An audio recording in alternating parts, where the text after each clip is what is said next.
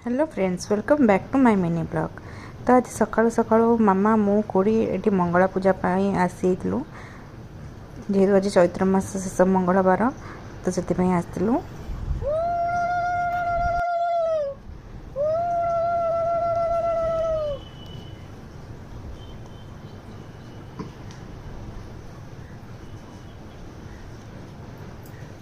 पूजा सारिकी तो आम घर को पलि आसलु।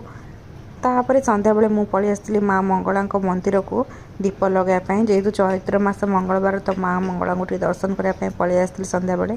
तापर मते बहुत जोर से भोक लगुला मु पलि आसली राम मंदिर पाखे ये जलखिया दुकान ये बहुत टेस्टी जलखिया मिले के आसी ट्राए करेंगे बिना प्याज रसुण। मु दीटा बरा और बढ़िया डालमा मगई थी बहुत टेस्टी थी बहुत टेस्टी के आसिक ट्राए करेंगे।